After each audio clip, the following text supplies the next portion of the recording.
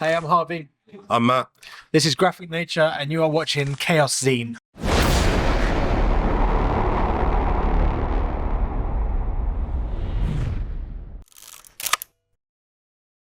Okay, so hello everyone. It's day number 3 here at Mystic Festival, and I had Harvey and Matt from Graphic Nature as guests. How are you guys? How you doing? We good? Very good. All good? You just played Slam Dunk. Yeah. How did that go? Really good. Yeah. Very unexpected, to be honest, because it's not like so much metal there. Yeah. So to have like packed out tents was quite good to see. I was checking out your summer schedule and it looked pretty good in terms of like playing in massive festivals. Yeah, it's cool. We're doing obviously Chaos in Helsinki. Is it Helsinki? No, it's Vasa. Okay. Also, yeah. It's like middle of Finland, basically. Right. Yeah, I don't think we've played Finland before. So. No, you haven't. No, we it's go. your first It's a time first. ever in Let's go. Finland. And Oh, in yeah. between you're playing those small festivals like Download and Wacken and then you go to the biggest one in Vasa. Yeah. Hell yeah. Or not. But what do you normally expect when you go to like new countries to play? Do you have any kind of expectations there? No, I mean, it's quite important for us just to have no expectations. So if we do see like a filled out tent, and it's quite good for us. So yeah, we don't expect anything. Rather be pleasantly surprised. Yes, it's nice when you get to a place expecting no one to be there, and then the tent is completely full, and you're like, "Oh God, this is sick. This is cool." But you will also be playing at Download, which is obviously the most legendary one in UK, your home ground. So Yeah. how does that feel to get invitation from them to play? It's our second time.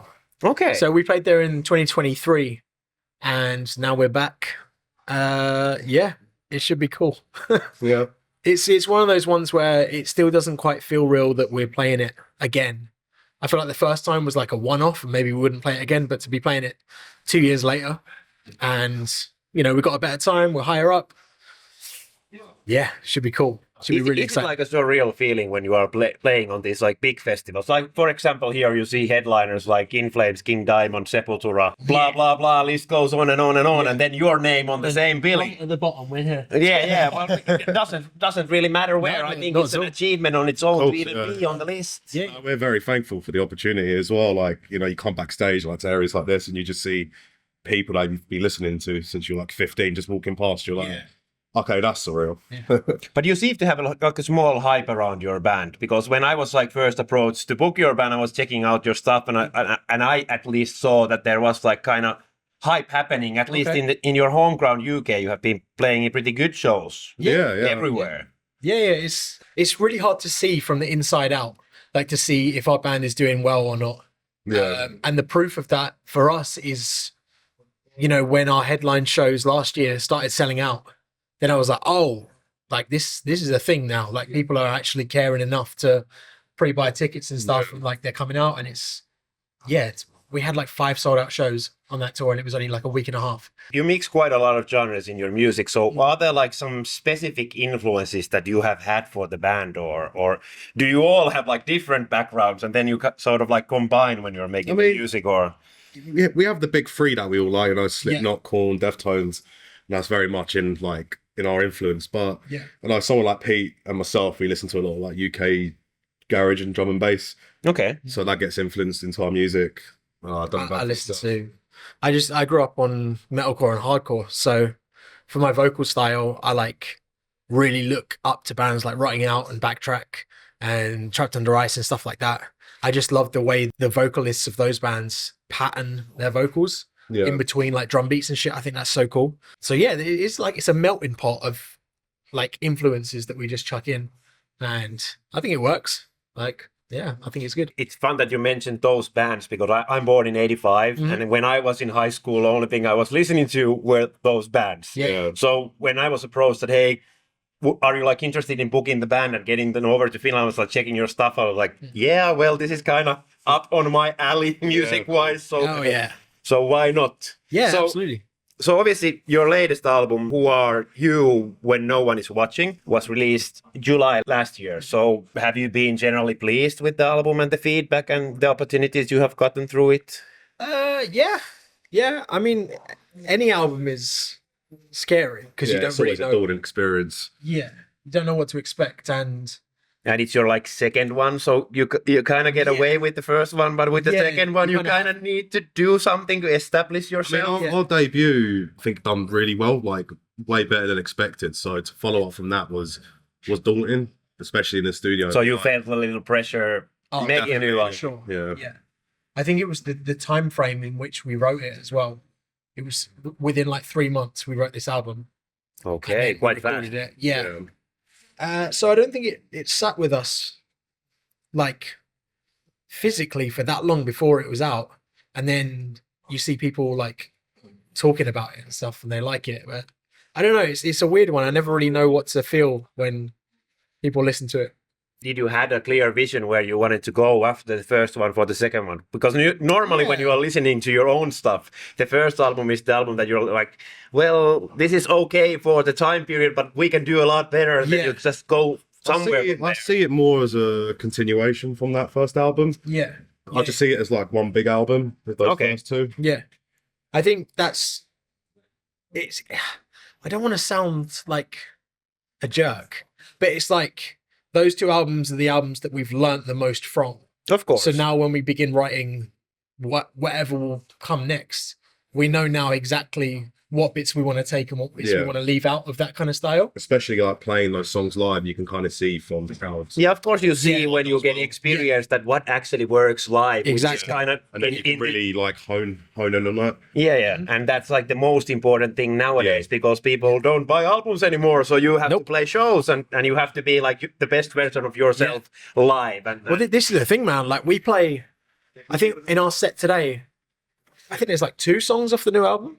Okay. And then all the rest are off A Mind Waiting to Die because they're the heavier songs and they go off live. Okay. So I feel like with Who Are You, there were songs there that were great, but live, they're like not as energetic for us personally. And I feel like if we're not going crazy on stage, then the crowd isn't going crazy out there. So we have songs that I'm like really fucking proud of. Sorry if I can't swear. No, it's all good. All good.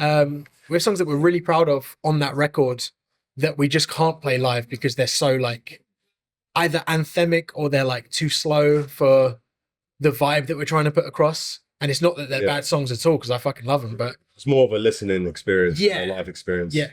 So we like focus on like, all right, cool.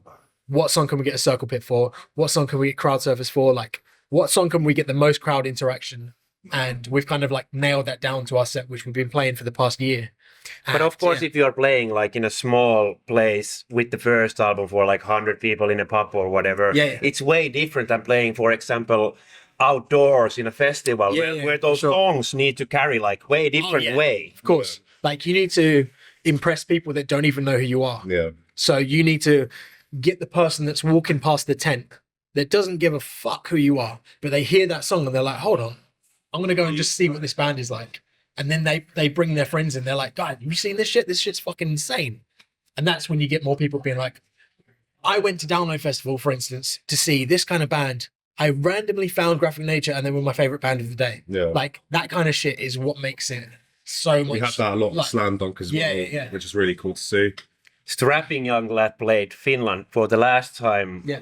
And I was at the same festival, never heard about the band. Yeah. And my friend was like, you need to go to see only that band on that festival and you will be happy for the rest of your life. I was like, what the fuck is this guy saying? That there's like big bands playing. But I was like, I have to go when he says so. Yeah, okay. And after 3 songs, I'm like, well, this is actually the best band playing on this festival. There we go. There we go. Yeah, live is very important to kind of get the attention. Uh-huh. So obviously you're coming to Vaasa. So what can actually Finnish people expect from Graphic Nature when you play live? You can answer this. I've answered it. Expect, that's a good question. Expect the unexpected. Heaviness. That's all I can say is heaviness. Heaviness, a lot of swearing, a lot of circle pits. I don't know, it sounds so cliche to be like, oh yeah, we're bringing heavy metal to, the festival. I don't know, just expect good times. Good times and a good message, I think, is what we convey. So yeah. As I said earlier, the album is now like almost 1 year old. So have you already shifted your thoughts to the next one? And is that already in the works? Or going back to what you were saying earlier, like we know the direction to go with this one. Yeah. So we can only see in time with the reception when it does eventually come out. But yeah, I think we know what we're doing with the third album. I think we pretty much knew after the second album came out. Like we knew we're always writing. So there's no like set date on when we want to release stuff anymore. But pretty much as soon as album 2 was done, we were like, all right, cool. I've got some stuff for the next one.